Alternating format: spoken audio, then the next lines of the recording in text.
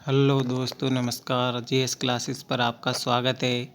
Science important topic में रसायन विज्ञान का सामान्य एवं भौतिक रसायन भाग 1 लेकर आया हूँ, जो कि कक्षा 9वीं 10वीं एवं सभी प्रतियोगी परीक्षाओं के लिए महत्वपूर्ण है।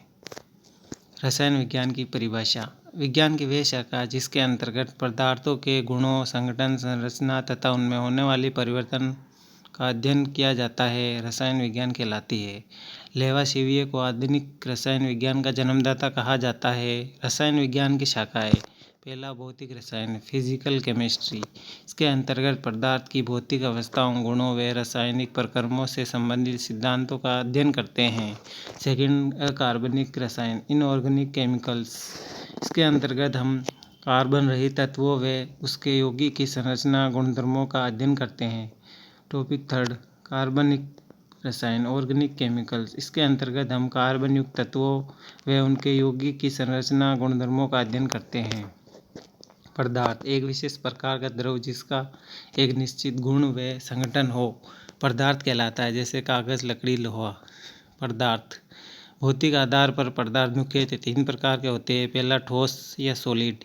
इन पदार्थों के अणुओं के मध्य लगने वाला अंतराण्विक बल का मान बहुत अधिक होता है, जिससे अणु एक दूसरे से दृढ़तापूर्वक बंधे हुए होते हैं। इस कारण ठोस पदार्थों के आकार एवं आयतन निश्चित होते हैं।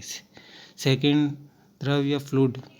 गैसों व ठोसों के बीच की अवस्था को द्रव कहते हैं। इसके अणुओं के मध्य लगने वाला बल ठोसों से कम किंतु गैसों से अधिक होता है, जिसके कारण इनका आयतन तो निश्चित होता है किंतु आकार निश्चित नहीं होता है।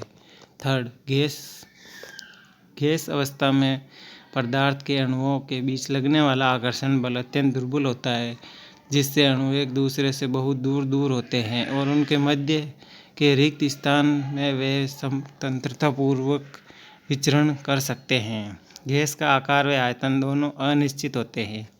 द्रव या मैटर, ऐसा कुछ भी जिसमें द्रव्यमान हो, जो स्थान घेरता हो, जो दबाव डाल सके और जिसकी अवस्था में ऊर्जा के द्वारा परिवर्तन लाया जा सके, द्रव कहलाता है।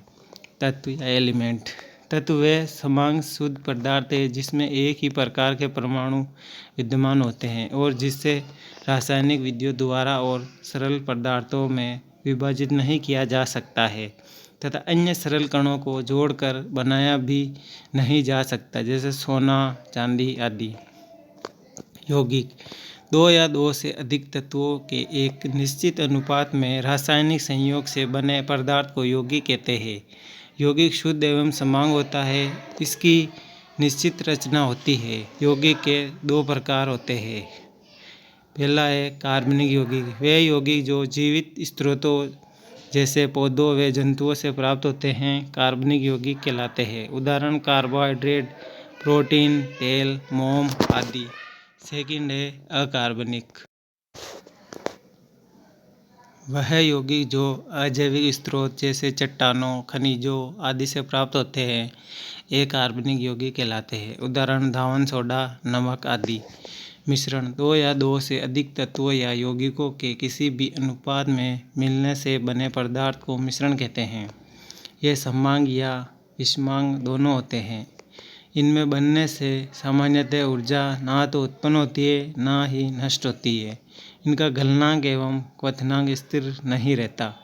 नोट, कुछ मिश्रण वायु समांग गैस, धुआं विषमांगी गैस, आइसक्रीम समांग ठोस, रक्त कोलाइड।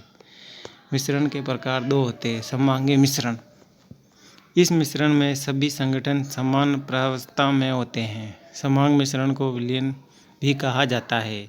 सेकंड, विषमांग मिश्रण, इस मिश्रण में सभी संगठन 2 या 2 से अधिक अवस्था में होते हैं तथा विभिन्न संगठनों के बीच स्पष्ट विभिन्नताएं होती हैं। मिश्रण को पृथक करने की विधि। फर्स्ट है वाष्पन द्वारा, बाय ऑपरेशन। किसी द्रव को वाष्प बनाकर उड़ाने की प्रक्रिया वाष्पन कहलाती है। यह क्रिया प्रत्येक समय पर हर तप पर होती है। किसी द्रव को गर्म करने पर वाष्प में बदलने की क्रिया भाप कहलाती है। ताप बढ़ने से वाष्पन की गति भी बढ़ जाती है। सेकंड, संघनन द्वारा, बाय कंडेंसेशन। किसी द्रव को गर्म करने पर वह वाष्प में परिवर्तित होता है तथा इसे ठंडा करने पर वह द्रव में अवस्था में परिवर्तित हो जाता है।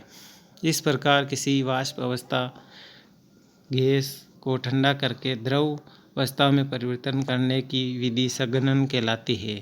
थर्ड, आसवन द्वारा बाय डिस्टिलेशंस। आसवन विधि वाष्पन तथा संघनन का संयुक्त रूप होती है तथा आश्वासन एक ऐसी प्रक्रिया है जिसमें किसी द्रव को गर्म करके वाष्प में बदला जाता है और वाष्प को ठंडा करके पुनः द्रव में बदल लेते हैं। फोर्थ, वर्ण लेखन द्वारा बाय क्रोमैटोग्राफी। ये एक आधुनिक तकनीकी है जिसका उपयोग संकीर्ण कार्बन पदार्थों जैसे अमीनो अम्ल, विटामिन, हार्मोन आदि के पृथक्करण, शोधन, पहचान के लिए किया जाता है। प्लीज़ दोस्तों, अगर अच्छा लगा हो तो लाइक, सब्सक्राइब एंड शेयर ज़रूर करें और अगर कोई कमी हुई हो तो आप कमेंट द्वारा बताएं ताकि उसमें सुधार करके आपके लिए इसमें और अच्छा सा कंटेंट बना सकूं और आपको प्रोवाइड करा सकूं। थैंक यू, धन्यवाद, बाय बाय।